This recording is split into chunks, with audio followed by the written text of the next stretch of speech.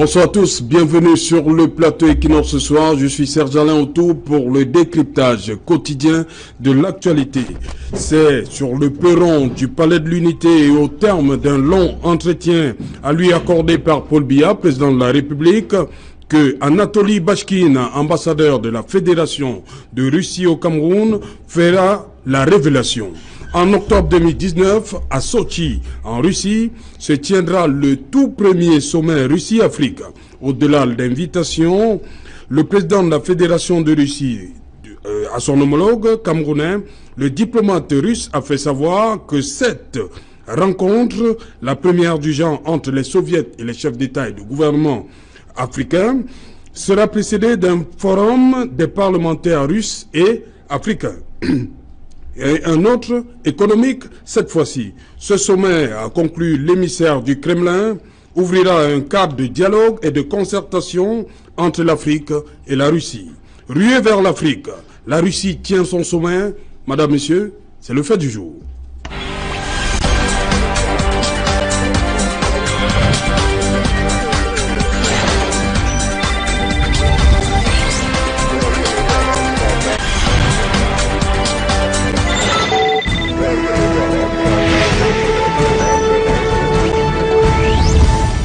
Ruée vers l'Afrique, la Russie tient son sommet. Pour en parler ce soir, je suis en plateau avec Alphonse. Bonsoir. Bonsoir. Gang-Hand, bienvenue sur le plateau. Merci. Voilà, c'est la première fois. Voilà, bienvenue. Vous êtes doctorant, c'est bien cela? Oui. Oui. Je suis doctorant Oui.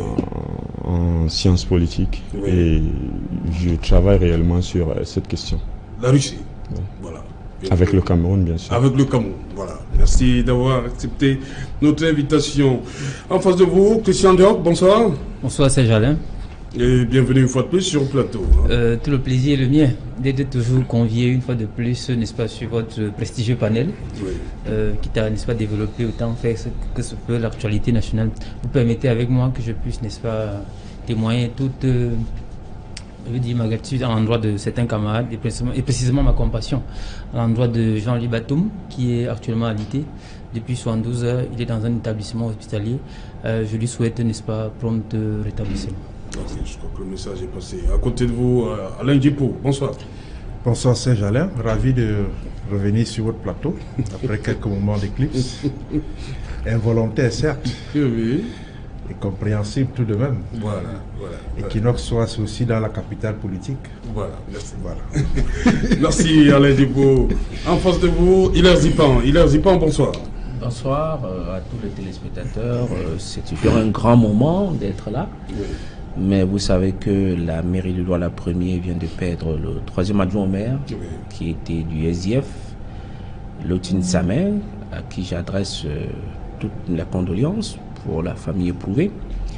Je veux dire que c'est un moment très difficile pour la municipalité de Douala 1er parce que nous avons perdu, pour ce qui est de l'exécutif, 2 adjoints au maire. Ça m'a permis d'abord le deuxième adjoint au maire, puis par la suite, maintenant le troisième adjoint au maire. Et nous avons perdu une série de conseillers municipaux, ce qui ne donne pas beaucoup la sérénité. Et c'est quand même des Entre gens 2013 et 2019. C'est à peu près 5 à 6 conseillers municipaux, c'est quand même énorme. Et je pense que pour une seule mandature, c'est quand même assez fort, surtout que c'était une personnalité de haut vol avec qui on entendait faire des choses suffisamment plus meilleures. Mais que la terre de nos ancêtres lui soit très légère. Voilà. On a une pensée également pour toute la famille du maire Lotine Samer. Bon, dites-moi Alphonse, comment comprendre l'intérêt que la Russie manifeste aujourd'hui pour l'Afrique? Première question. Bien, merci de cette question, parce qu'il faut dire que la présence russe au Cameroun, du moins en Afrique, Voilà, commençons par l'Afrique. voilà, n'est pas Rapport au sommet nouvelle. d'octobre. Oui. Voilà, il faut d'abord le dire, cette présence n'est pas très nouvelle. Si on remonte un peu à l'histoire, avec l'implication des soviétiques pour la lutte des indépendances, avec le soutien accordé à certains mouvements de libération. Je citerai par exemple l'UPC, je citerai peut-être le Zimbabwe avec le parti de Mugabe. La ZANU-PF. Voilà, la ZANU-PF. Je citerai par exemple aussi l'Angola, avec l'UNITA et parfois aussi de façon voilée le MPLA. Donc je crois que la Russie est présente en Afrique. Mais il s'avère que avec certaines contingences internationales, parce qu'il faut préciser que les enjeux internes parfois peuvent conditionner l'action d'un État, mais aussi les enjeux internationaux. Donc il s'avère que avec la guerre froide, qui n'a pas été satisfaisante pour la Russie, avec aussi ces problèmes internes, parce qu'il faut quand même dire que pendant cette période de guerre froide, la Russie, l'URSS subissait le poids d'une certaine crise économique. Parce qu'il faut dire que l'URSS finançait des États parce qu'elle était en lutte, une lutte par procuration avec les États-Unis pendant la période de guerre froide. Elle finançait certains États et là, ça jouait sur son poids économique à l'interne. Donc on voit que pendant cette période de guerre froide, la Russie a subi une crise économique. Maintenant, de 1991, parce qu'il faut dire que 91... Après l'effondrement de la disparition des il faut dire que 91, c'est le pic de ce mouvement-là. L'URSS qui se disloque, l'URSS qui perd ses États satellites en Afrique, parfois aussi son glacis de sécurité. Enfin, j'entends pas glacis de sécurité ici, ces États-là qui entourent la Russie. Parce qu'il faut dire qu'il y a certains États qui entourent la Russie, l'Estonie, la Lettonie, ces États-là, les pays baltes, comme on les appelle. Voilà. Donc il s'avère qu'à un certain moment, lorsqu'il y a dislocation, la Russie perd donc ces États, ce glacis de sécurité-là. Maintenant, lorsque la Russie perd donc ce glacis de sécurité, elle veut revenir sur la scène internationale. Je dirais même, elle veut redorer son blason. Parce qu'il ne faut pas penser que la Russie avait perdu sa puissance. La Russie reste puissante. Elle a toujours de l'effet. Mais sauf qu'avec la guerre froide, elle a perdu un peu de son éclat. Elle a été en retard, surtout en Afrique. Parce que c'est de ça qu'il s'agit. Elle était en retard en Afrique. Il s'avère donc que certaines puissances, certains acteurs, je vais les appeler ainsi, ont pris le pas sur l'URSS. Mais il s'avère qu'on dit généralement en relations internationales, la politique étrangère ou bien l'action internationale peut aussi émaner de la volonté du leader. Depuis les années 2000, on se rend compte que la Russie ressurgit. Voilà, avec Vladimir Poutine, la Russie ressurgit sur... Ce qui n'était pas le cas pendant l'intermède de Medvedev. 1980. Bon, c'était le cas, mais avant Medvedev, c'était qui? Poutine. Poutine, toujours. Voilà, donc ça veut dire qu'il y avait juste un jeu de chaises, je vais dire quoi, musical. Donc, mais c'est Poutine en réalité qui a impulsé cela depuis novembre 2000. Donc on part d'abord de ce principe-là, c'est d'abord Poutine qui impulse cette volonté de revenir. Ok. Voilà, Alain Djepou, vous, comment vous analysez cet intérêt de la Russie? Parce qu'on a souvent connu le sommet France-Afrique, États-Unis-Afrique, dernièrement Chine-Afrique. Aujourd'hui, on nous parle de Russie-Afrique.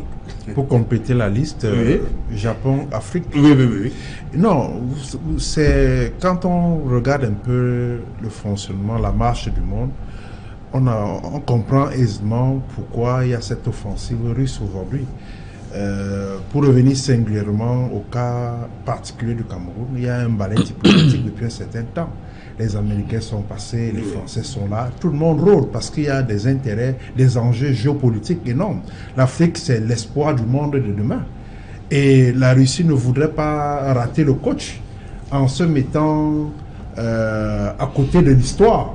Donc c'est pour cela qu'elle veut maintenant relancer sa coopération avec toute l'Afrique, booster ses échanges en termes économiques, en termes commerciaux, en termes géostratégiques et en termes militaires. Vous savez que, comme le doctorant l'a si bien dit tout à l'heure, la Russie est présente en Afrique. Mais il est question de développer, de faire parler davantage cette présence à travers un mécanisme de coopération multilatérale avec un géant qu'est l'Afrique. Vous savez que l'Afrique, c'est le péché mignon qu'on lui colle à la peau, qu'elle participe à moins de 2% aux échanges mondiaux, si mes chiffres sont actuels. Et donc, il est aussi de la responsabilité de l'Afrique d'attraper quelques subsides dans ce partenariat qu'on voudrait que la Russie voudrait sceller entre l'Afrique et elle, évidemment. Donc, sachant très bien qu'en relation internationale, il n'y a que des intérêts qui comptent. Donc, on n'est pas là pour écouter les jérémiades des Africains, on est là pour négocier, pour glaner les contrats en matière de coopération économique et commerciale. Ok, Ilarzipan, Afrique, on va le dire comme ça, continent d'attractivité. C'est ce que les Russes ont enfin compris. Eux aussi. Non, je pense que tout à l'heure, Alphonse et Alain Dupour ont quand même... Je veux compléter seulement dans ce sens-là pour que nous comprenions très bien. L'Afrique, en termes réserve, en ce qui concerne le minier, est pratiquement... Ouais, je pense qu'elle est pratiquement vierge. Et tous ces pays-là, pour pouvoir entretenir leur industrie, ont certainement besoin. C'est vrai que la Russie, elle est assez fournie, parce que c'est quand même un pays qui a au moins 22 millions de kilomètres carrés, donc c'est quand même suffisamment vaste. L'un des pays les plus vastes du monde. Oui, c'est le pays le plus vaste du monde. Le plus vaste du monde, donc en termes potentiels. Donc, et comme il a dit, l'histoire n'a pas été favorable au moment où le déclic en 91 se fait. Il savait que concomitamment, elle était en concurrence dans le bloc des pays de l'Est avec un peu la Chine, qui par contre a essayé d'accélérer pendant que la Russie, oui, elle a suffisamment accéléré, parce que la Chine aujourd'hui, c'est la première réserve du monde en ce qui concerne les devises, hein, c'est la première réserve. Ils sont dans un grand projet de la route de la soie où ils vont mettre 1000 milliards d'euros. Je pense que c'est quand même des chiffres ahurissants quand on arrive à convertir ça en francs CFA. Donc, c'est une preuve que la Russie, elle était un peu en retard. Il était temps.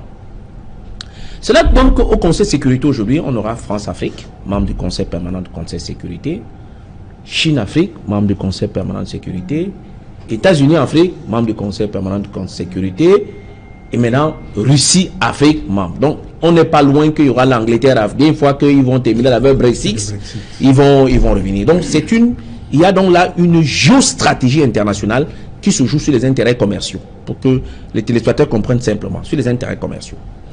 Maintenant, la caractéristique du Cameroun, parce que c'est ça qui nous intéresse, je pense que Alphonse va essayer de brosser autour en ce qui concerne l'Afrique, mais le jargon qui nous intéresse le plus ici, c'est le Cameroun. Cameroun, qu'est-ce qu'il présente? Il présente que c'est le pays avec qui l'attractivité pour pouvoir pénétrer l'Afrique peut être plus facile. On est l'un des rares pays, au point de vue historique, qui n'avons pas une colonie. On a été tutelle. Ouais. Donc on a un peu quand même une liberté. Colonie, hein. On a une liberté de pouvoir approcher les problèmes.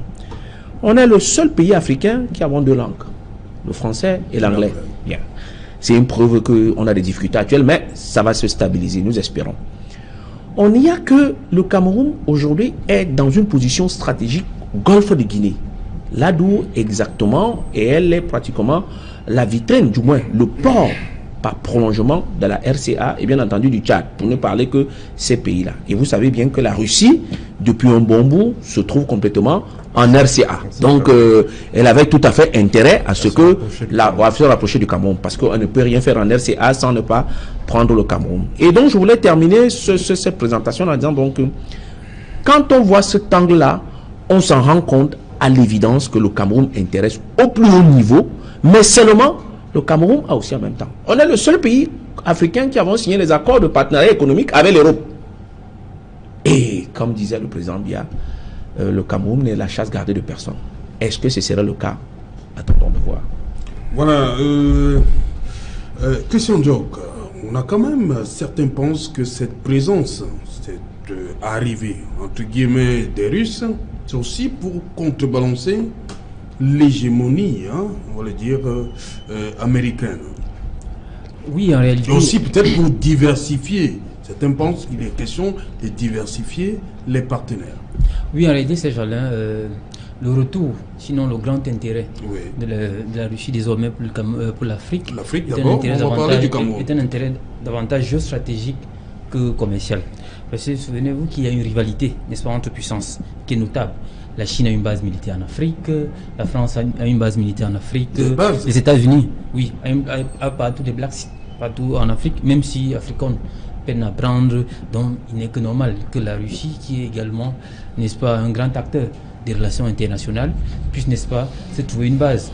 à la suite de Hilaire qui disait tout à l'heure, le sol africain est un sol purement inexploité, inexploré jusqu'ici. C'est le sol le plus riche jusqu'ici. Donc il y a des ressources naturelles abondantes. Et à ce niveau, c'est comme cela on considère en relation internationale, que c'est un espace encore non exploré. Donc en réalité, c'est là où va se jouer toutes les rivalités entre puissances dans les jours à venir. C'est pour cela que chacun d'eux veut, n'est-ce pas ici, essayer d'asseoir son hégémonie, quitte à ce qu'il y ait une certaine neutralisation des forces. Parce que si les autres ont déjà des bases militaires, vous convenez bien que la Russie, qui est la 6e puissance économique mondiale, devrait également, n'est-ce pas, d'avoir cette base, quitte à ce que la guerre entre les pays émergents, les nouveaux pays émergents qui se jouent les BRICS, c'est-à-dire la Chine et autres contre Russie et autres, n'est-ce pas, trouver Chine, Afrique du Sud. Plus, n'est-ce pas, trouver toute sa pertinence, parce que c'est un acteur, n'est-ce pas, qui fait front, et vous n'avez qu'à comprendre naturellement que le Cameroun, pour chuter comme vous avez demandé tout à l'heure, dans cette logique de diversification, n'est-ce pas, de ces acteurs, trouve, n'est-ce pas, là un acteur majeur pour pouvoir sortir un peu, n'est-ce pas, du traditionnalisme qu'on avait jusqu'ici, pour pouvoir, n'est-ce pas, développer sa nouvelle stratégie de politique nationale. Alphonse, oui, voilà, avant que je ne vous relance avec ma question, oui, voilà, je voudrais compléter pour dire qu'en réalité, pour la Russie, la géostratégie, l'économie, le commerce ou bien je ne sais quoi, se résume en une seule chose, ou bien en un seul principe, c'est la reconnaissance de sa puissance. C'est ça. Ça veut dire quoi? Derrière ces échanges commerciaux, ce jeu économique, qu'est-ce que la Russie voudrait? La Russie voudrait qu'en réalité, qu'on puisse reconnaître sa désarnovt, enfin, ça veut dire puissance en russe. Je ne sais pas si j'ai bien prononcé, mais en réalité, c'est ça. Ça veut dire que tout ce que la Russie fait, elle voudrait qu'on puisse reconnaître sa présence. Économique, parce que derrière l'économie, il y a une certaine image que la Russie donne. Je prendrai un exemple simple. Lorsqu'en 2015, la Fédération de Russie décide de signer des accords militaires et par ricochet avec la vente des hélicoptères Mi-17 au Cameroun, on peut parler d'économie. Mais derrière cette vente-là, qu'est-ce qui se dégage comme lecture? Il y a comme une certaine image de puissance que la Russie veut montrer. Ça veut dire que ce ne sont pas forcément les États-Unis qui peuvent vendre de l'outil militaire, ni même la France. Ça veut dire que la Russie peut aussi le faire. Et on l'a d'ailleurs constaté aussi avec sa présence en Syrie, avec son matériel militaire. Elle a pu mettre en mal l'État islamique. Donc, en réalité, je peux m'inscrire... Et surtout, garder Bachar, qui était sur la liste noire des Occidentaux. Ils ont fini par imposer Bachar. Justement. Ils ont imposé Bachar. Justement, ils ont fini par l'imposer parce qu'en réalité, il faut reconnaître la puissance russe. Voilà. Il faut reconnaître la puissance russe. Sans la Russie, Bachar serait parti. C'est sûr. On peut le dire. Mais il y a aussi d'autres contingences. Vous savez, en relation internationale, tout n'est pas dit d'avance. Il y a des contingences qui peuvent survenir d'un moment comme un autre. Et donc, je disais, en réalité, pour terminer, la Russie fonctionne graduellement en Afrique. Personnellement, lorsque je faisais mes travaux de DEA, je salue par ailleurs le professeur Campbell, le professeur Alphonse Bernard Amougou, qui m'avait dit, en réalité, la Russie travaille de façon graduelle. La Russie semble très intelligente parce que elle ne se jette pas sur un territoire qu'elle a, je peux dire, perdu.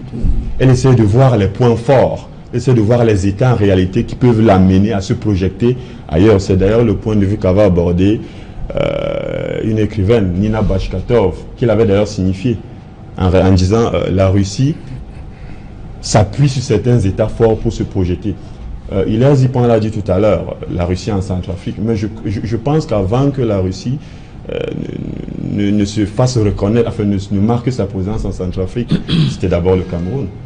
Avec depuis 2008, avec les visites de Olga Kilibova, la directrice du service du tourisme. Vous voyez, il y a les visites de Aghmedov Bogdanov, le directeur Afrique, et par ailleurs l'envoyé de Vladimir Poutine. Donc ça veut dire que la Russie s'est d'abord servi de ce pilier qu'est le Cameroun en Afrique centrale afin de se projeter.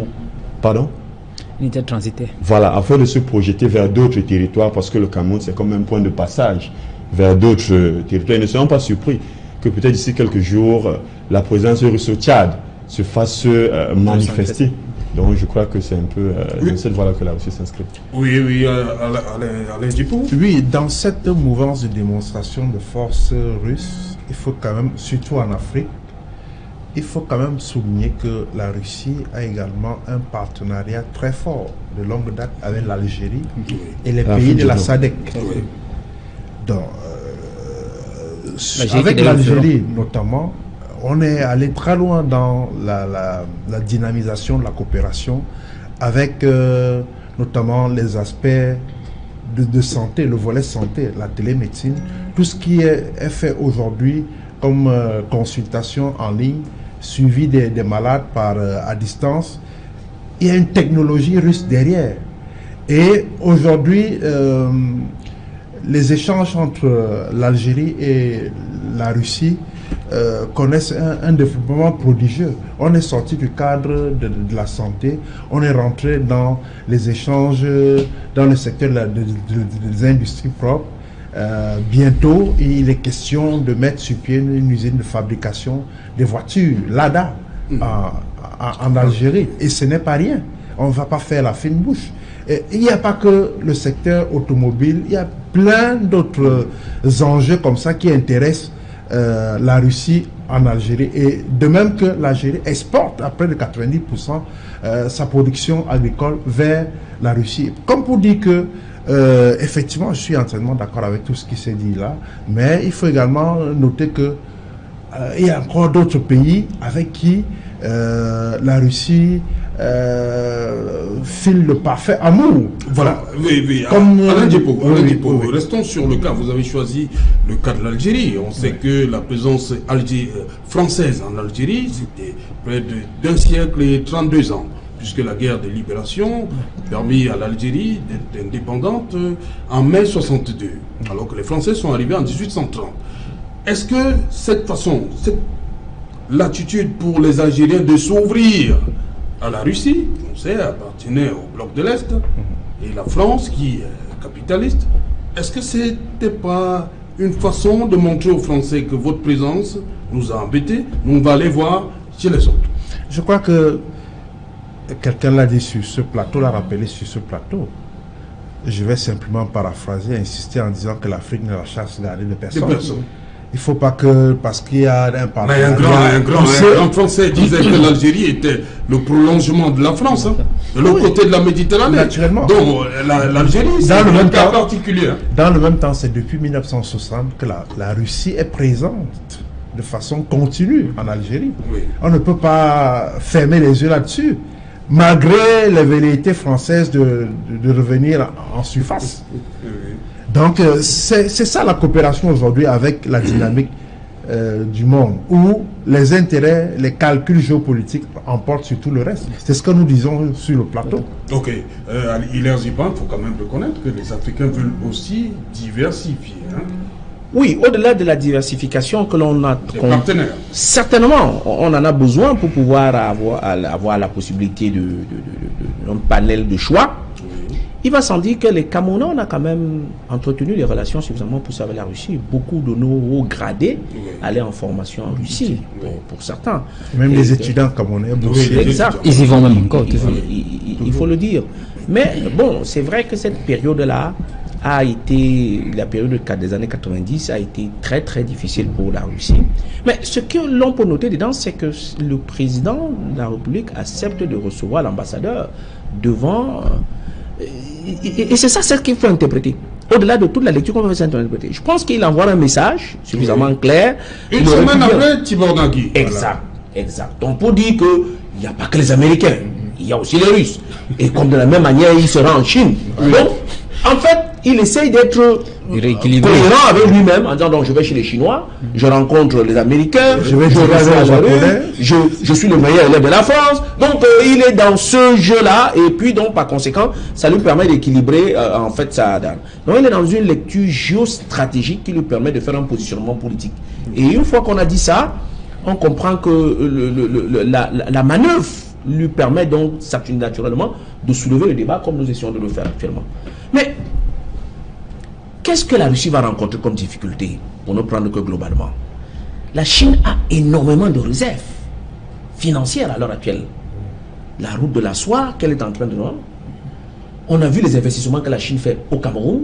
Je rappelle en passant que c'est pas une économie capitaliste, c'est une économie communiste qui arrive par un mécanisme de passe-passe par leur mécanisme qui s'appelle Exim Bank à pensionner des appels d'offres internationaux et être suffisamment conquérant. Nous voyons que même la France se bat maintenant pour revenir sur les fondamentaux, sur ce qui est des marchés. Nous avons vu les grands barrages qui ont été construits par les Chinois. Maintenant, il y a les Français qui reviennent avec Nachtigal. Pour dire que quoi? Le tout, c'est de savoir comment elle va se positionner. Mais la Russie dit, il n'y aura pas à shooter, il n'y aura pas que le sommet des chefs d'État. Il y aura le sommet des parlementaires. Donc oui, ça, le forum économique. Le forum économique. Ça veut dire que certainement un tout. C'est-à-dire qu'ils disent, bon, ok, voilà, nous voulons faire ceci. Les parlementaires sont suffisamment outillés pour conduire rapidement une pour aller. On met directement certainement un peu d'argent de côté ou sur un projet. Et finalement, les chefs d'État valident. Je pense que c'est comme ça qu'ils vont aller suffisamment plus vite. Et là, je suis tout à fait d'accord avec. Ils avancent minutieusement en rectifiant les erreurs que les uns et les autres ont. Il faut dire par exemple qu'aujourd'hui au Cameroun, les Camerounais commencent à se poser la question sur la manière où la Chine fonctionne. Si vous rencontrez les Camerounais par eux-mêmes, ils ont du mal parce qu'ils n'ont plus d'espace. Je ne prends que le cas de Douala, ici où nous sommes. Vous avez pratiquement un boulevard là qui est confisqué par les Chinois. Ça commence à devenir un problème. Ils ne sont pas venus faire du commerce. Bon, mais s'ils font des industries, oui, mais du commerce, ça commence à poser des problèmes. Mais ça a tout l'air d'un capitalisme. Exactement.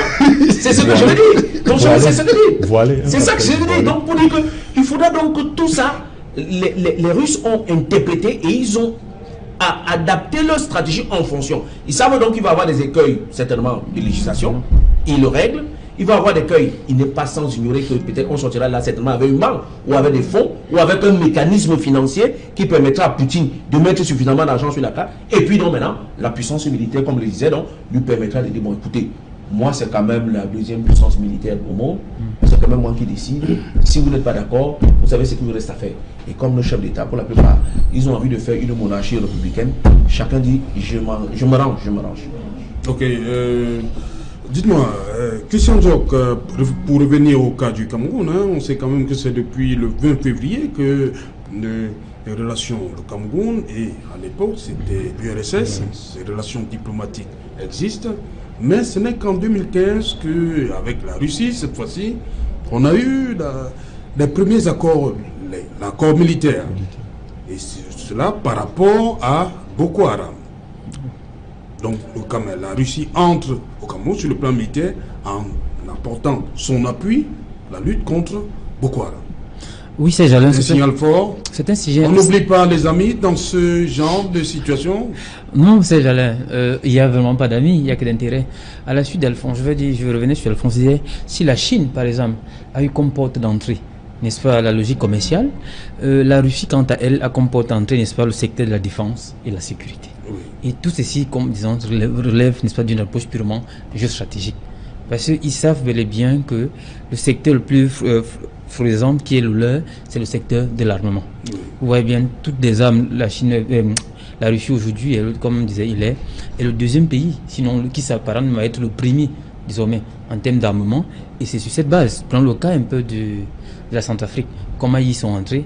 La France, n'est-ce pas, ayant un peu joué avec, je veux dire, la force Sangaris et autres ont voulu partir, automatiquement, la Russie a dû opposer un veto, ils sont entrés, et vous avez vu comment aujourd'hui ils ont armé, ils forment, tout que ce soit l'armée, les formations, les armes et autres, c'est ce qu'ils font jusqu'ici. C'est également le cas.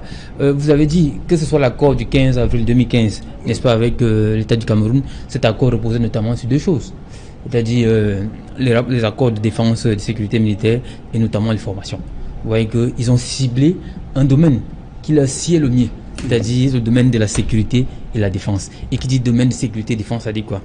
On crée, n'est-ce pas, des possibilités et on vend, n'est-ce pas, nos armes. Et qui vend des armes, bien entendu, est prêt à faire la guerre. Et il faut un peu voir quelle est l'approche qui est la leur. Donc dans cette dimension de pangémonisme, comme j'ai dit, la Russie aujourd'hui veut se refaire ce capital de puissance, parce que c'est une puissance, sur le plan des relations internationales, c'est une puissance décimée, c'est une puissance qui a été effleurée. Aujourd'hui, il faut, n'est-ce pas, reprendre les pôles les plus stratégiques du monde. Et l'Afrique, aujourd'hui, en est le pôle principal, parce que ce soit en termes de population, je vous l'ai dit, en termes économiques, en termes de ressources, demain, c'est là où va se rouer, n'est-ce pas, toutes les convoitises. Et dans cette approche, la Russie a bel et bien compris. Son approche géostratégique dit, c'est l'approche militaire pour l'aider, n'est-ce pas, à faire un contrepoids des autres, n'est-ce pas, qui ont déjà un apport économique, c'est-à-dire qui ont exploité. Mais maintenant, est-ce qu'ils vont rattraper en termes d'investissement, comme il le disait, même s'ils venaient avec un projet économique, est-ce qu'ils vont rattraper le gap? Parce qu'ils ont tardé à y venir, parce que la Russie ne revient en Afrique que 30 ans plus tard, c'est-à-dire après la grève froide des années 90 et précisément dans les années 2000. Aujourd'hui, ils ont au moins 30 ans de retard. Les autres, la Chine est bien implantée. Vous savez bel et bien que la Chine a 40%, n'est-ce pas, en matière commerciale en Afrique. Lui, aujourd'hui, la Russie, est-ce que la Russie va égaler la Chine sur ce plan? Non. Elle a opté pour un autre secteur. Et il me semble qu'aujourd'hui, elle a 85% en termes d'action sur le plan militaire. Vous voyez bel et bien qu'elle semble être désormais un peu mieux outillée et au-dessus que les anciennes puissances. Juste un petit détail pour permettre la compréhension, n'est-ce pas, des enjeux, n'est-ce pas, de cette offensive russe, c'est que l'autre contexte, c'est bien, si j'ai bonne mémoire, on est dans un cadre où le chef de l'État du Cameroun n'a plus renouvelé certains types d'accords avec la France, avec les États-Unis. Et donc, ça fait que, vous savez, dernièrement, il y a deux ans, il y a eu une base, un contingent de Marines américains à Garoua. Bon, je crois qu'ils sont arrivés en fin de séjour pratiquement, et le séjour n'a pas été renouvelé. Tout comme avec nos amis français, il y a un certain type de coopération qui est resté caduque. Et donc, je crois qu'il ne faut pas prendre ça à la légère. Avec cette offensive russe, il faut intégrer ça dans le comportement et l'attitude du chef de l'État, qui estime que peut-être, avec les autres, il n'a pas su tirer son épingle du jeu pour hisser le Cameroun vers un seuil qu'il souhaite parvenir, peut-être en changeant de partenaire, en s'adossant sur l'ami russe, les choses peuvent aller en s'améliorant, on espère. Surtout que la Russie est membre permanent du Conseil de sécurité. C'est tout à fait. Je voudrais dire pas forcément l'ami russe, parce que nous sommes en relation internationale. Évidemment. Mais je voudrais un peu... Non, mais vous n'avez pas douté quand même que pour le cas de la Centrafrique, les 30 premiers mètres sont, n'est-ce pas, encadrés par l'armée russe, ou même la sécurité du président.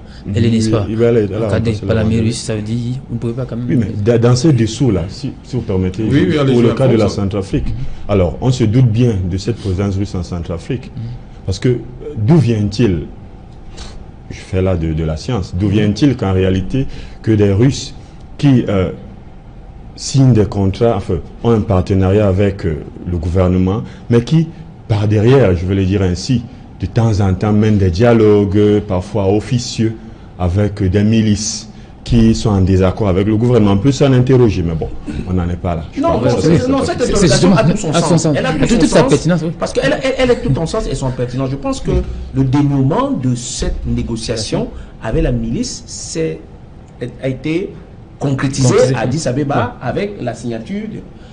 Là, maintenant, l'interrogation... Mais les milices n'ont pas signé. On n'est pas d'accord. C'est pas grave. Mais on va maintenant juger la capacité russe à mettre au pas ces milices qui ont bel et bien signé. À ce moment-là, donc, le Cameroun en profiterait parce que quand même, nous partageons une frontière qui peut être tout poreuse et qui peut être dangereuse pour nous. À mon sens, là, on garderait... Donc, c'est peut-être pour laisser... Oui, je suis bien d'accord, mais là, je veux toujours revenir parce que ça semble important. Bien sûr. Si ces milices, en réalité, se trouvent dans une région qui contient... essentiellement diamantifère. Essentiellement diamantifère. Vous voyez bien qu'on peut s'interroger, je dis bien on peut s'interroger sur l'opportunité. C'est vrai, c'est pour ramener à tout ça. Ça coule de source. Mais bon, on peut s'interroger sur ce pendant économique. Mais moi, ce que je voudrais dire pour le poids de l'histoire, vous avez dit tout à l'heure que pourquoi en 2015 seulement? Pourquoi c'est en 2015 qu'on voit l'accord militaire? Je crois qu'en menant des recherches, je me suis rendu compte que le poids de la colonisation a joué pour beaucoup dans le fonctionnement des États, surtout des États africains. c'est vrai, le Cameroun n'a pas été colonisé, mais il y a eu le poids de la France. À une certaine époque, c'est d'ailleurs le professeur Narcisse Mouelle-Combi qui, dans son ouvrage intitulé Politique étrangère, l'avait précisé en disant le Cameroun, en réalité, n'avait pas noué une relation forte et solide avec l'URSS parce qu'en réalité, c'était inscrit dans la droite de la scène internationale. On comprend ce que ça veut dire. C'est-à-dire elle avait des liens forts avec des pays comme la France. Donc je disais qu'en réalité, il y a ce poids de l'histoire là, mais on se rend aussi compte qu'avec l'évolution du monde, avec la naissance d'autres enjeux, comme des enjeux sécuritaires, il s'avère que le Cameroun se rend bien à l'évidence que le multilatéralisme qu'elle a embrassé doit s'élargir, ne doit pas seulement rester du côté de l'Ouest, si je peux le dire ainsi. Donc il faudrait que ce multilatéralisme-là aille un peu intègre en réalité tous les acteurs. Donc je crois que je voulais un peu souligner ce point-là. Toujours pour dire dans l'histoire, la Russie, les liens entre la Russie et l'Afrique sont très historiques, parce qu'il y a un fait majeur que je voudrais souligner sur le plan intellectuel. Certains vont se dire il n'y a pas un lien fort entre les intellectuels peut-être camerounais et les intellectuels russes, mais c'est faux. Benjamin Matip, je crois que certains le savent, c'est l'un des premiers écrivains, poètes, qui a pris part à un sommet en URSS sur la poésie. Donc vous voyez très bien à travers cette société, la société, qu'elle n'arrivait pas à se mouvoir sur la scène, et surtout avec des contingences internes comme sa crise économique qu'elle avait subie durant les années. Ok, Alphonse, je reste avec vous. Il y a eu cette conférence de Bandung en 1955 où il fallait se positionner ni à gauche ni à droite. Beaucoup de pays africains ont choisi cette voie, c'est-à-dire le non-alignement. Okay. Est-ce qu'aujourd'hui la Russie n'est pas en train de vouloir aussi récupérer ces États-là qui avaient choisi de rester ni à l'ouest ni à l'est? Bonne question. Parce que il y a quand même, ils n'étaient pas nombreux. Vous avez commencé par les citer, les pays de la ligne de front, mais ils n'étaient pas nombreux, ils ne pesaient pas en Afrique.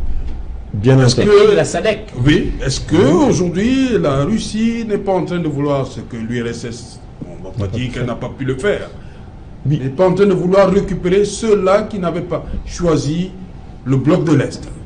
Oui, je ne peux pas le dire de façon affirmative, mais je voudrais qu'on s'interroge pour signifier qu'en réalité, pour la Russie, comme nous l'avons dit sur ce plateau, il s'agit de faire reconnaître sa puissance. Oui. Et pour faire reconnaître sa puissance, il faudrait qu'elle s'inscrive dans ce petit jeu, dans ce petit conflit idéologique avec son rival historique, qui perd les États-Unis. Donc il y a d'abord ce petit jeu idéologique, ce petit conflit idéologique-là qui doit renaître. Maintenant, la Russie qui cherche à capter ces États-là qui sont restés neutres, ça peut se comprendre, mais ça reste voilé. Parce qu'il y a des enjeux, comme je continue à le dire, il y a des enjeux au niveau international qui ne nous laissent pas forcément le dire. Il y a des enjeux économiques.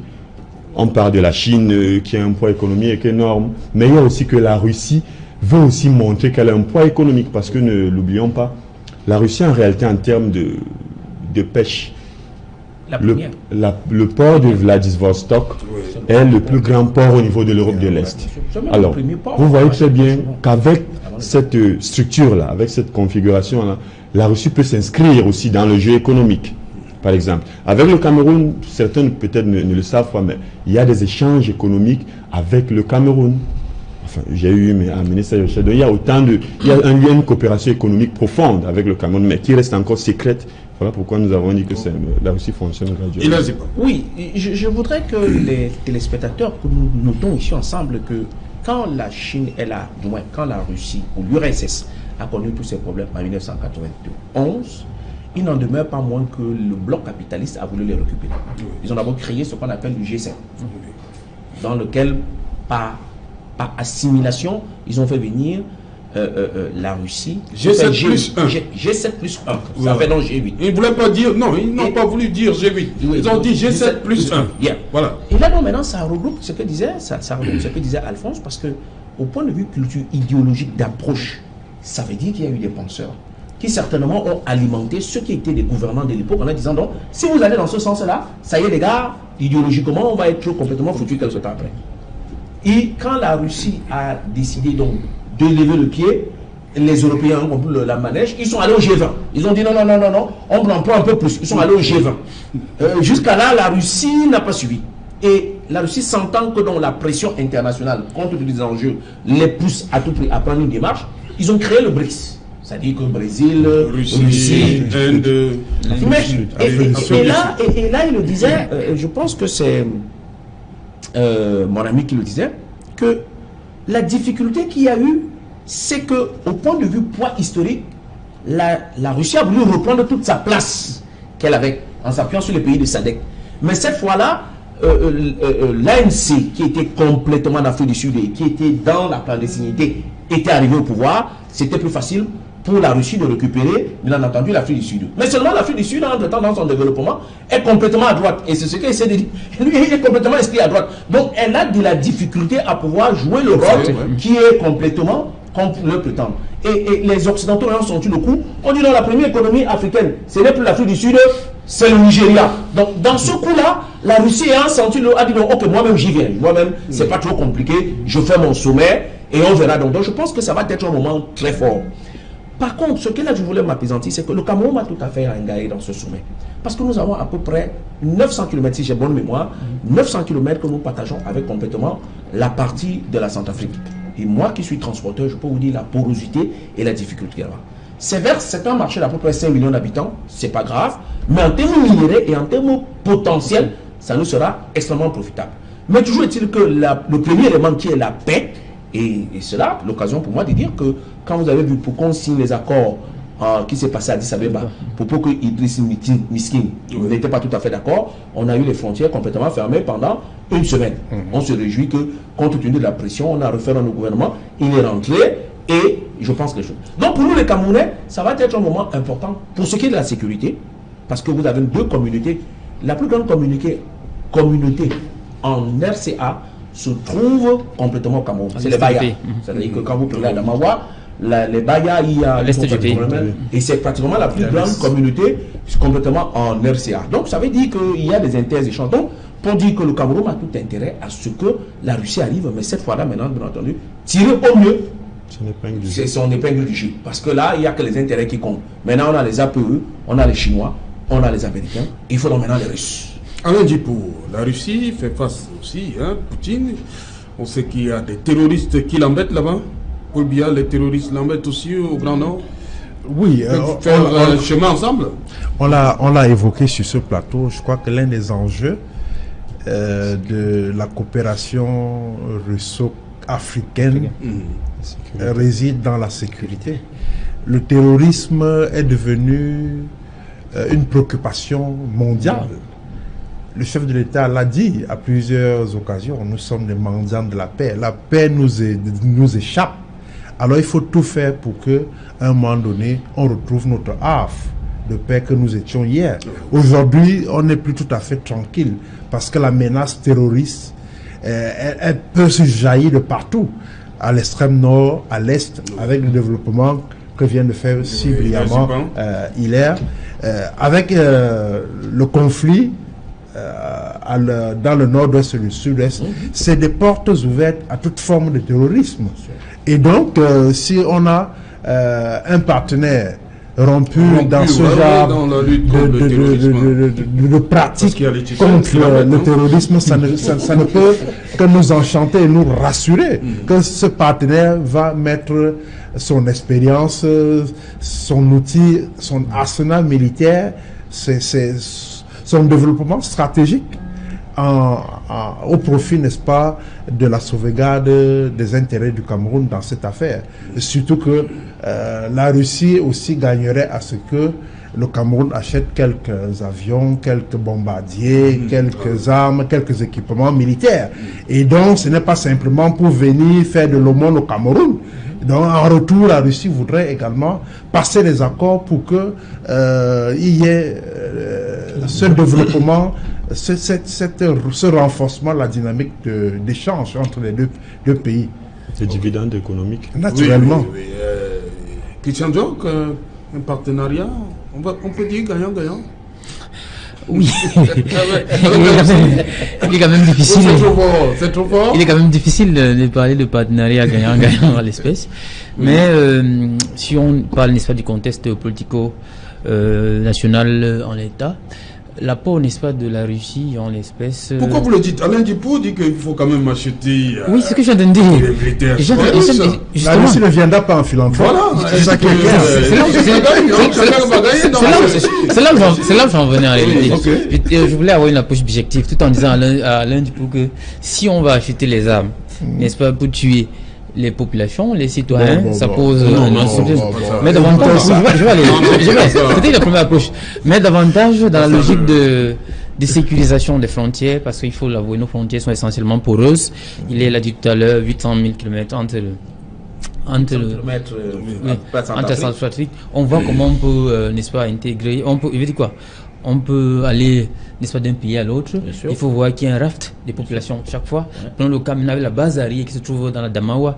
Il y a plus de 2 jours qui se passent sans qu'on, n'est-ce pas, il y a un grand banditisme qui se déroule dans ce truc. Donc automatiquement, dans cette logique, n'est-ce pas, le partenaire, n'est-ce pas, le partenaire russe pourrait, n'est-ce pas, sécuriser. On ne sait pas si on dira gagnant-gagnant, mais il faut voir en retour qu'est-ce qu'il gagne. Parce qu'on l'a dit, le positionnement géostratégique et géopolitique du Cameroun, notamment avec sa frontière avec le Tchad,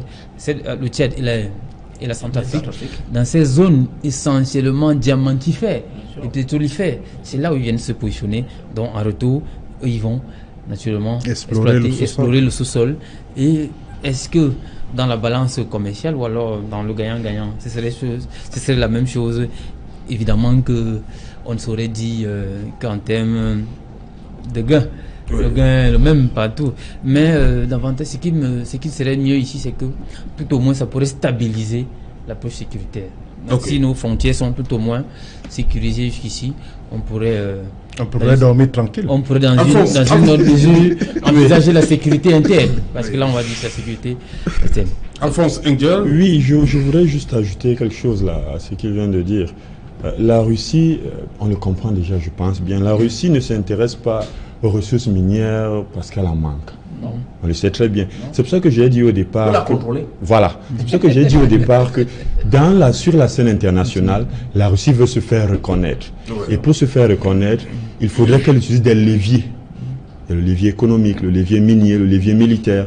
Donc elle utilise des leviers en réalité qui peuvent l'aider à s'ériger ou bien à se faire reconnaître comme puissance. Parce qu'en réalité, lorsque la Russie peut s'intéresser, la Russie s'intéresse d'ailleurs aux ressources du Cameroun, parce qu'il y a la Lukoil, il y a la Rusal qui s'intéresse à la bauxite, le Minimartab, Fongotongo et autres. Il y a la Lukoil en réalité qui avait acheté des parts de Boleven Petroleum, d'une entreprise britannique, 37,5%. Voilà. Donc la Russie ne le fait pas pour rien. C'est vrai, elle est minoritaire, on peut le dire ainsi.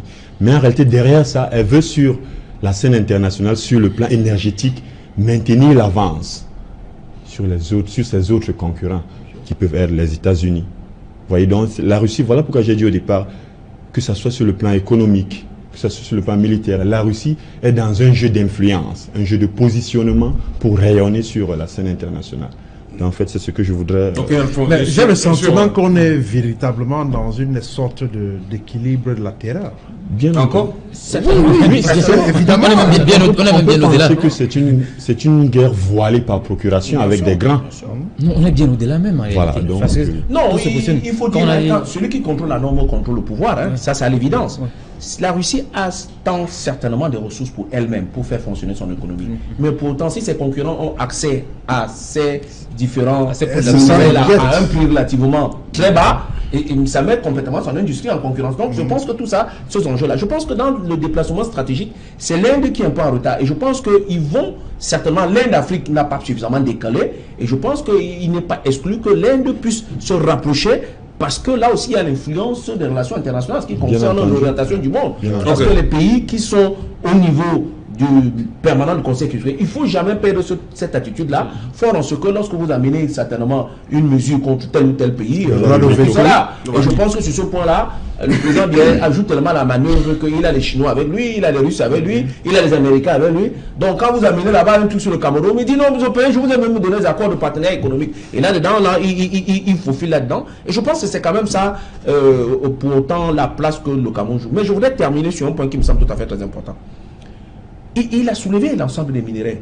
Si l'on prend le potentiel aujourd'hui de ce qui c'est que les réserves, par exemple, qui concernent le fer de Balam, ça veut dire que le fer de Balam, c'est entre le Congo et pratiquement le Cameroun. Et nous savons que le PTC, l'ancien parti défunt du président Sassou Nguesso, parti congolais du travail, est pratiquement un parti complètement marxiste, léniniste, donc complètement emprunté, complètement. Là donc, ce fait qui a califourchon entre deux pays, une collision, voilà, cette collision-là, et avec notre côté. On a découvert également du côté du diamant, du côté, les grands minéraux à l'heure actuelle, du côté centrafricain, sont complètement adossés sur le Cameroun. Quand vous allez dans une ville comme Garoua-Boulaye, au 80%, la plupart des Chinois qui travaillent complètement en RCA, c'est-à-dire comme moins de 80 ou 100 km, résident complètement dans cette bourgade de la ville du Cameroun. Là. Donc ils vont pratiquement tous les 2 jours. C'est pareil pour Mobilan. Exact.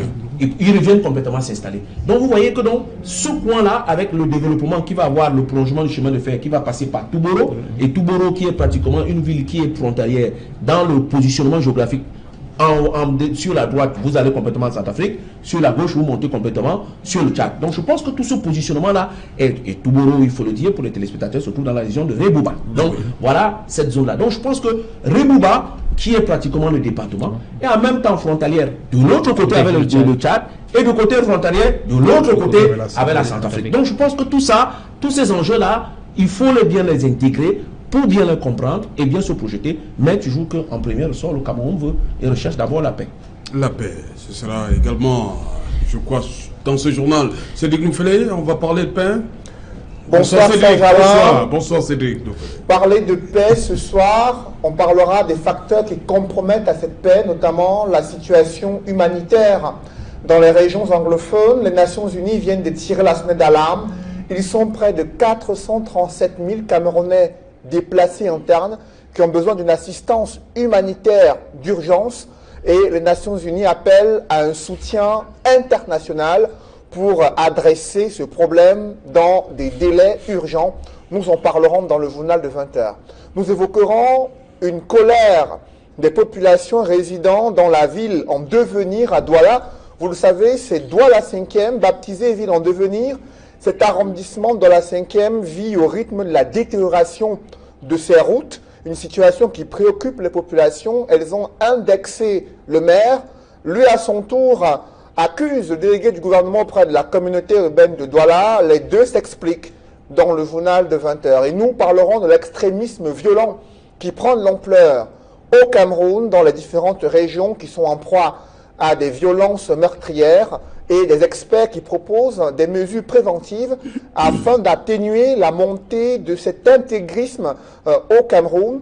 Et enfin, ce fait divers qui pourrait faire sourire plus d'un, un jeune qui a simulé son enlèvement en Ngaoundéré afin d'obtenir de la part de ses parents près de 300 000 francs CFA. Il a mobilisé toutes les autorités sécuritaires. Nous en parlerons dans le journal de 20h. Nous en parlerons également, ça c'est promis au débrief, Cédric Noufélé. Bonne soirée pour tous ceux qui nous rejoignent à l'instant. Nous sommes sur Equinox Soir. Madame, Monsieur, dans un instant, le journal de Cédric Noufélé. Quant à moi, je vous retrouve après pour Equinox Soir, deuxième partie, le temps du débrief, toujours en compagnie de nos 4 invités. Place tout de suite, Madame, Monsieur, à la pause. Journal.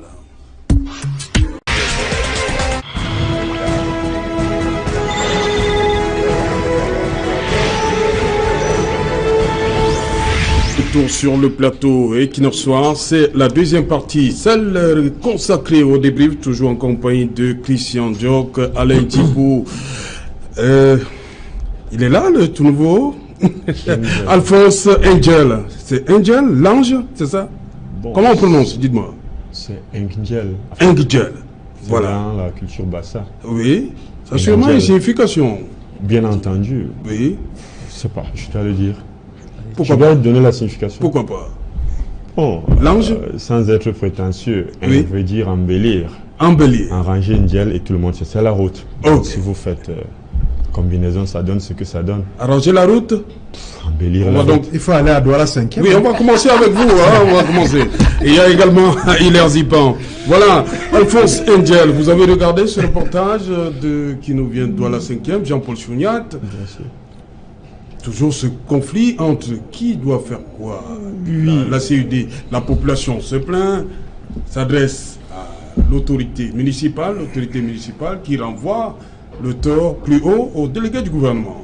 Voilà. Comment comprendre Je ce crois sujet? que c'est un sujet très important.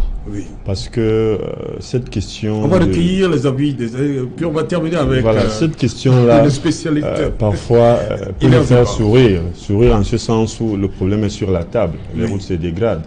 Les conditions structurelles ou bien les infrastructures ne sont pas bonnes, mais on se rejette la balle un peu. Donc, je crois que ce n'est pas ça l'important. Oui. L'important en réalité, c'est que ces routes-là soient aménagées pour que la population puisse se déplacer aisément. Oui. Bon, mais en réalité, on le sait très bien.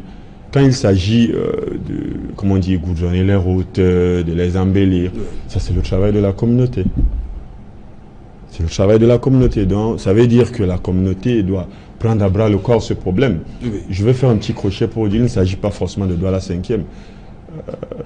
Vous voulez nous emmener dans votre village? Voilà, nous avons causé Ah, un ok. offre quand vous m'avez appelé. Oui. Je vous ai dit je serai un peu en retard. Enfin, Oui. je n'ai pas voulu vous dire que je suis un peu dans la périphérie. Japon-Maya, on sait très bien la route. Mais on a eu un habitant de Japon ici il y a 2 jours, Mais non. Eric Pépin Bikaï, il dit que les travaux là-bas... Oui, on commencé, mais vous savez, Mais c'est déjà quelque chose quand même, c'est non? déjà quelque chose. Mais il y Voilà. a la route Nialara, Château. Oui. Si vous faites un tour avec cette pluie qui s'est abattue, Ça, Dieu il y a merci, un je ne suis impact pas sur venu. les travaux? Oui, bien sûr. Oui. Bien sûr, parce que les travaux sont un peu très lents. Oui. Et ça n'avance pas et ça fait que la route continue à se dégrader. Quand il pleut un peu, lorsque vous mettez la pause là, ça creuse encore. Donc la situation est grave. Donc l'essentiel pour cette question-là des routes, c'est que la communauté urbaine saisisse ce problème à bras le corps. Oui. Que la politique pour l'amélioration des infrastructures, qui je pense bien est élaborée, parce que l'État a mis une politique en place. Ouais, ouais. Que Il y cette a des politique-là, textes pour ça. voilà, il y a des textes, que en réalité ces textes-là soient mis en application, que les routes soient goudronnées et que tout soit amélioré, qu'on ne reste plus Ok. à dire qui doit goudronner quoi, parce que ça a des dangers aussi. Ok. Des accidents. Christian Diok, vous avez regardé ce ping-pong-là? Comment vous appréciez? En réalité, j'aurais un regard. Le maire Gustave Banda et Président Tonnet, le délégué du gouvernement. Serge Alain, je vais faire une petite anecdote. Tout à l'heure en venant, j'ai dû prendre une moto. Je suis passé par la zone de Saint-Tropez. Je suis habitant de Douala 5. Oui. Mais au niveau de Moussoké, l'eau a barré la route. Oui, Et le Bentikino qui me transportait a voulu, n'est-ce pas, s'y C'est intégrer. L'eau nous a envahis. J'étais obligé de rentrer et me changer. Ah, ça a mouillé votre costard Votre que vous costard, avez mis pour ouais, venir à pour l'émission. venir à l'émission. Ok, Ouais, donc les là, je suis à- téléspectateurs ont Voilà, ça ne compris. sera pas- Donc pour vous dire, l'habitant de Douala 5e que je suis vit, n'est-ce pas, les affres, n'est-ce pas, de cette politique, comment dirais-je, La petite abjecte semaine. Oui. de nos gouvernants. Notamment maintenant pour être un peu plus sérieux, pour dire c'est un problème de gouvernance. La gouvernance urbaine au Cameroun en matière de décentralisation n'a pas encore trouvé toutes ses marques. Je crois qu'il est le conseil municipal nous en dira va nous en davantage. dire un mot Parce tout à que l'heure. entre les tests qui, n'est-ce pas, se chevauchent entre la compétence du délégué du gouvernement, qui est une autorité nommée, et le maire, Les qui est, élus. qui est une autorité élue, il y a généralement ce conflit de compétences entre les deux. On ne sait plus qui fait quoi. Et même il y a un troisième acteur qui est le ministère de la ville. Donc en réalité, on voit généralement ce chevauchement entre les trois acteurs. On ne sait plus qui fait quoi. Et chacun se renvoyant ici la balle. En réalité, c'est les populations qui en pâtissent. Et je vous assure, il n'y a aucune route quand il pleut. Moi, je dis, j'ai bien au 5e arrondissement. Vous voulez passer par l'hôpital général, c'est généralement coupé. Vous voulez passer par Moussoké, c'est coupé. Vous voulez passer par Bao, c'est coupé. En réalité, on est généralement coupé de la ville et c'est difficile. Donc on se demande bien à quoi nous servent ces autorités locales. Ok. Bon, pour le maire, nous, généralement, là, certainement, toujours vu à la télé, on nous a dit c'est un faiseur de show, c'est un producteur parce qu'en réalité, on le connaît plus. comme étant le producteur des artistes, notamment le Grand Rabat. Non, vous n'allez pas, non, je vous en prie, pour dire en réalité que... Je vous en prie, je ne peux pas aller dans ce sens. De respect pour le maire. Oui, justement, c'est par respect pour l'autorité. Oui. C'est par respect pour l'autorité locale, parce que c'est mon maire. Oui. Je vis dans le 5e arrondissement, je suis en train de dire. Disons qu'en tant qu'habitant du 5e arrondissement de la ville, on ne constate, on ne voit pas la pertinence de l'activité municipale. On se demande bien où ils sont. C'est pour ça que j'ai dit généralement quand on s'interroge, vous avez vu tout à l'heure, les populations demandaient où vit le maire. Il est où? On ne sait même pas. Ils savaient même qu'ils ne vivent même pas dans le 5e arrondissement. Donc parfois même n'est pas concerné par le 5e arrondissement. Donc d'emblée, vous comprenez bel et bien que... Il a quand même son bureau à Bonhomme Sadi, non? S'il y va même souvent, ça aussi c'est une autre question. En réalité, même quand bien même il va, c'est pour aller faire quoi? Je veux dire, en termes de dotation, en termes de pertinence de l'action municipale, on ne voit pas le ressenti. Je parle bien en tant qu'habitant de la CIE. Je vous ai dit tout à l'heure que je pourrais être aussi fâché que ça, mais je suis mesuré. Je vous dis, voilà comment j'ai mis ma belle veste et j'ai été éclaboussé juste pour une petite pluie. Ils vous ont déjà pardonné, ils ont compris. Voilà, et les téléspectateurs qui nous sont. Voilà. Alain Djipo, et vous, ce jeu-là, entre l'élu et le nommé, vous le dites? Je pense que la population n'est pas au cœur de cette bataille-là. Oui. On les voit... Elle est plutôt victime. Hein? Oui, il faut le dire. On les voit tellement soudés dans des orgies politiques, dans les rencontres politiques, courant ventre au sol pour faire les louanges du système, solidaires dans le champ politique parce qu'ils sont des hauts cadres du parti au pouvoir. Et c'est quand même étonnant que dans le même temps, les questions vitales ayant trait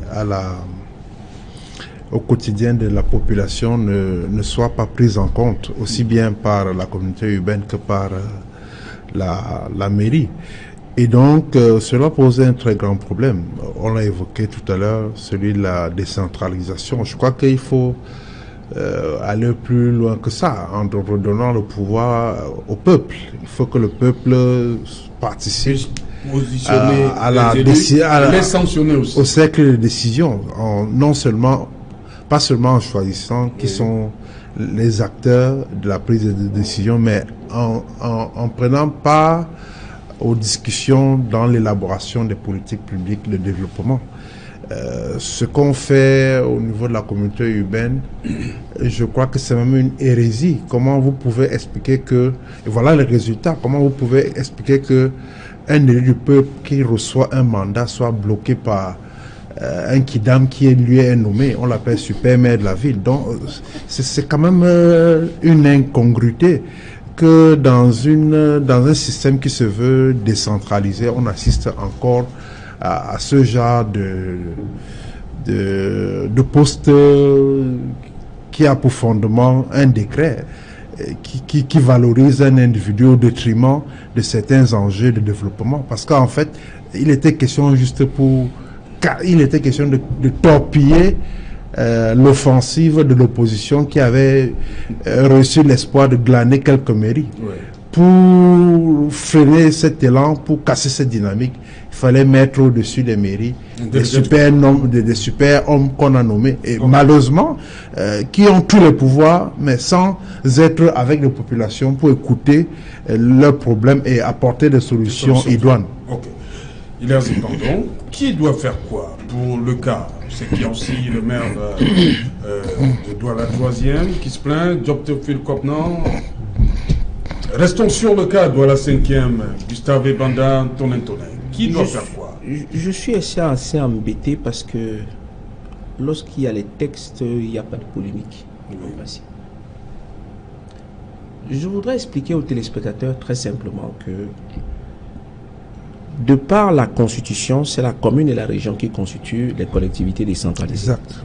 Toutefois, on ne peut pas à la loi créer la communauté urbaine, et c'est le cas dans la ville de Douala.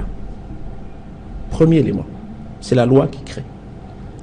Il a si bien dit à Djipo, la contradiction, c'est qu'au-dessus des gens qui ont une légitimité populaire, qui ont un mandat légal, on prend un décret pour installer le premier magistrat de la ville. Le délégué du gouvernement est le premier magistrat parce qu'il représente la ville dans toutes les cérémonies officielles.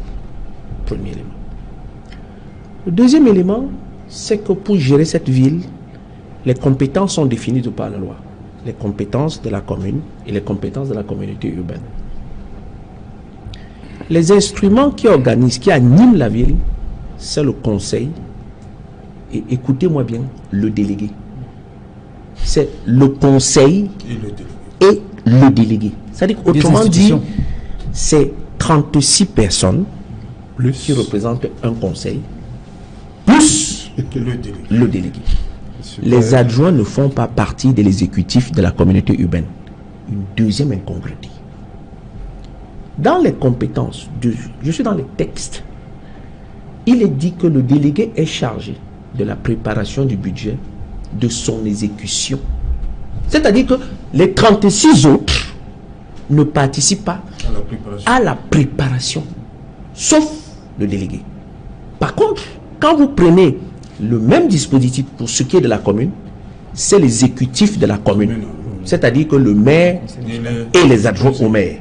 Mais pour ce qui est de l'importance financière, c'est un individu.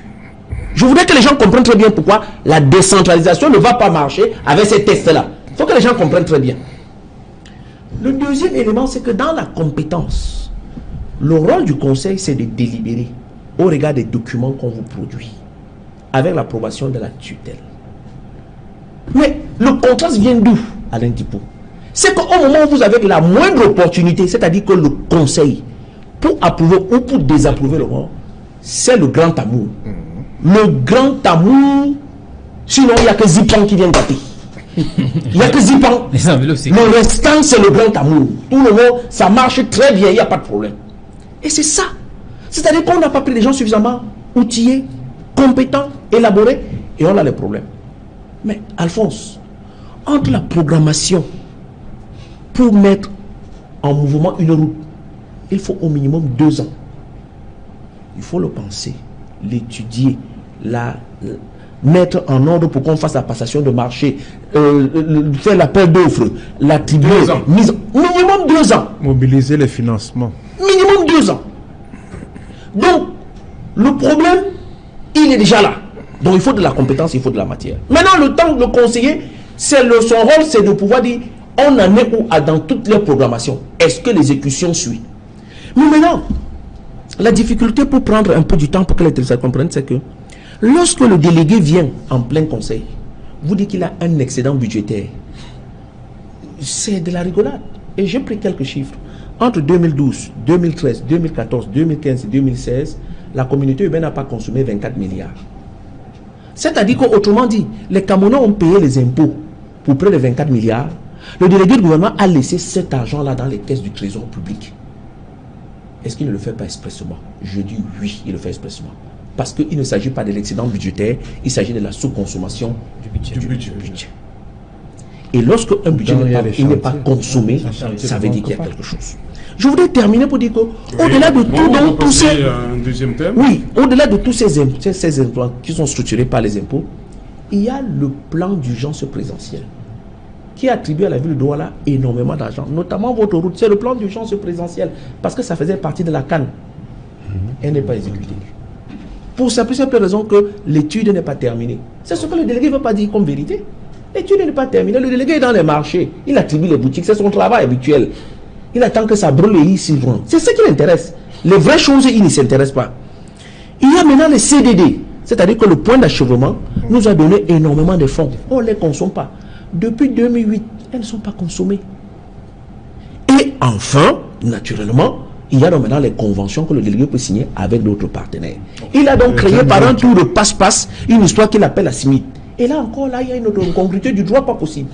C'est-à-dire que le délégué du gouvernement est président du conseil d'administration de la CIMIT.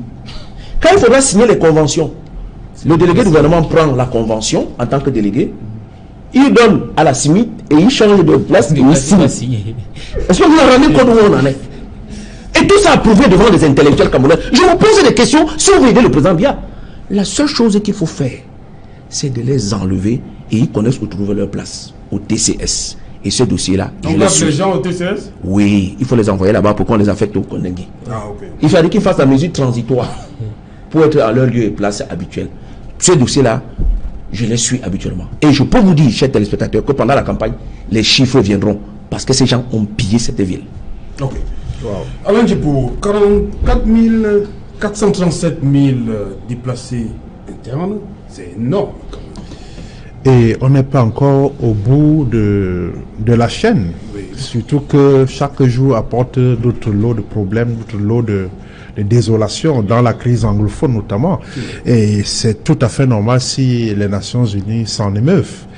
Il faut bien comprendre par là que c'est un appel à une prise de conscience du point de vue de l'humanitaire. Si au plan politique... Le sommet, oui, je voudrais... On interpelle là le haut sommet. Non, parce qu'on s'est rendu compte que du point de vue politique, tout est mis en place pour qu'on ne résolve pas cette crise. Parce que le régime est sourd, muet, autiste à toute résolution par le moyen du dialogue. On a demandé un dialogue franc, inclusif, avec toutes les épithètes que vous pouvez imaginer, large, étendu, sans succès.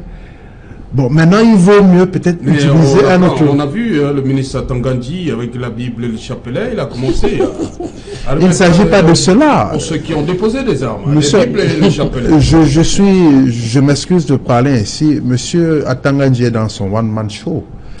Il ne s'agit, c'est pas ça que la population anglophone veut en termes de dialogue.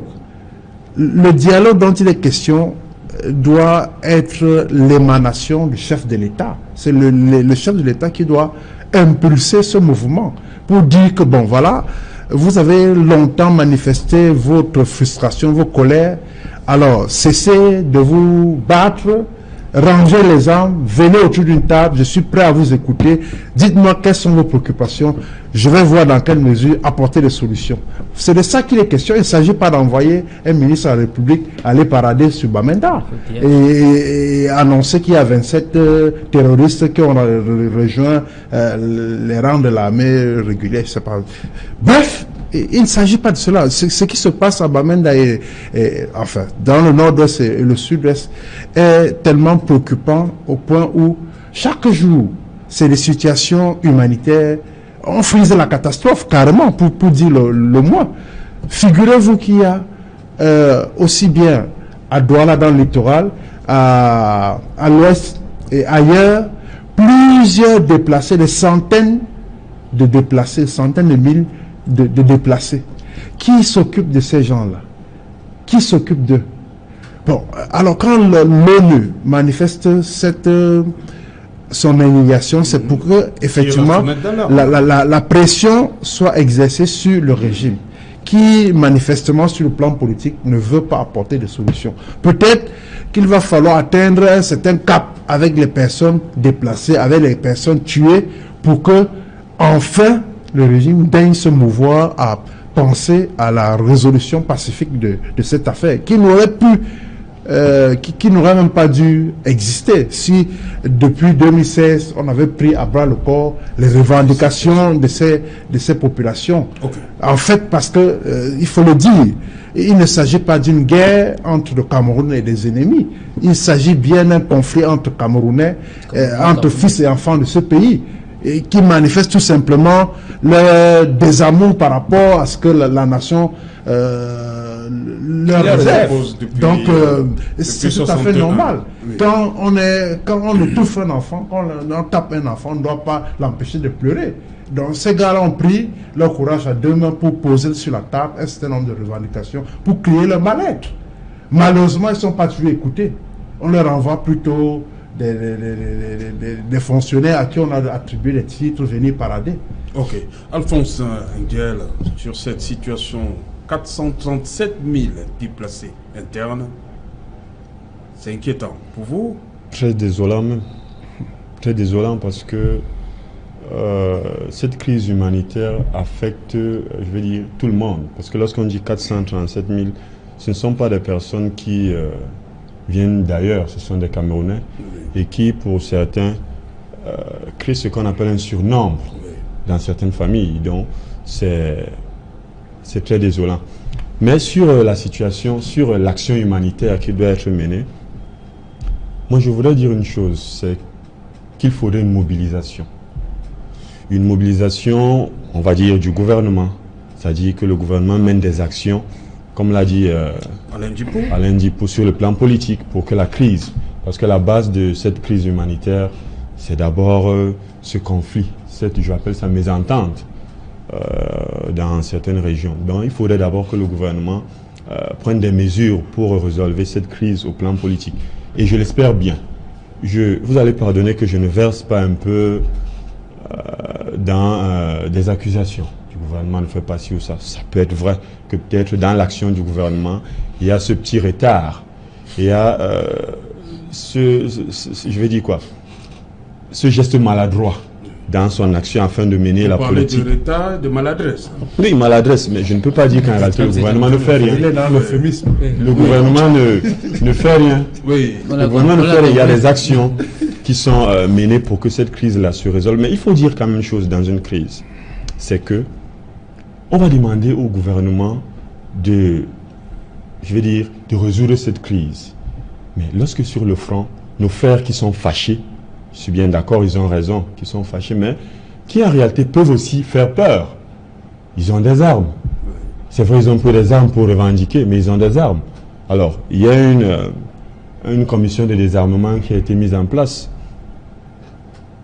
Autant mieux pour ma part, autant mieux s'y impliquer, essayer de déposer les armes et d'essayer de faire aussi sa part. Il y a déjà 27 là. Voilà. Si les autres pouvaient aussi suivre pour que ça continue. Là, je ne veux pas peut-être dire que le gouvernement, ces revendications sont fausses, elles sont fondées. Ça veut dire, mais la crise est là. Les populations de ce côté-là, au nord-ouest, sud-ouest, ces populations-là ont peur. Il faudrait qu'il y ait d'abord une certaine accalmie, parce que je prendrai un exemple simple. Vous allez revendiquer peut-être vos conditions de vie qui sont dégradables, qui sont mauvaises.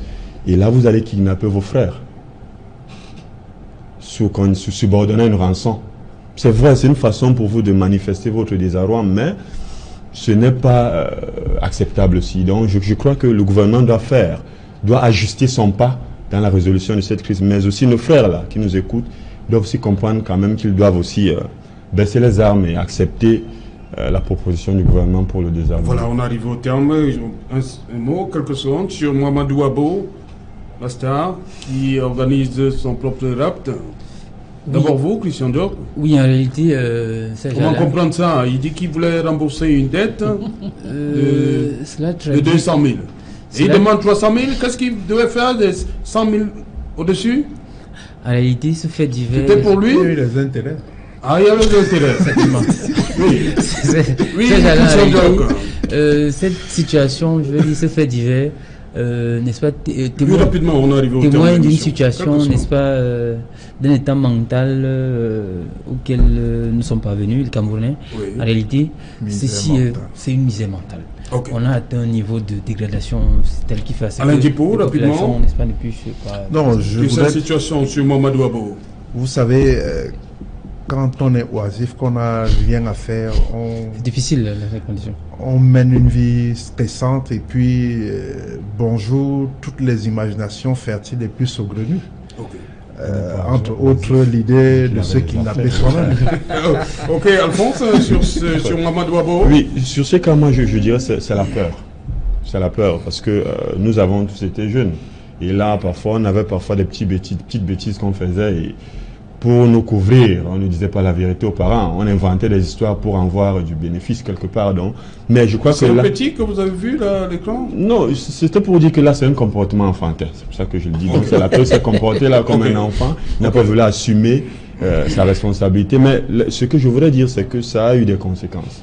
Parce qu'il a mobilisé toute l'armada, je veux dire, sécurité administrative. Et là, en fait, ça semble inquiétant au regard. Il faut en réalité dire que, je veux dire quoi, c'est une activité qui se déroule quotidiennement dans cette zone. Donc, vous voyez, il n'a que peut-être aussi prêter au flanc. C'est un phénomène Je peux rentrer dans le livre Guinness. Voilà. Oui, il n'arrive pas pour sortir 30 secondes chez Mamadou Abo. Non, pour dire que d'abord on copie très mal le mauvais exemple. Oui. Ça c'est très facile, ça c'est également. Et puis donc il faut dire que ceux qui ne connaissent pas le comportement dans le Nord, il faut comprendre cette psychologie et ensuite comprendre un peu l'environnement. La plupart des jeunes là-bas, qu'est-ce qu'ils font? Callbox et ils font la moto. Ils sont oisifs. Il n'y a pas grand-chose. Voilà, merci cher monsieur d'être venu. Merci Alphonse. Merci cette première, de voilà.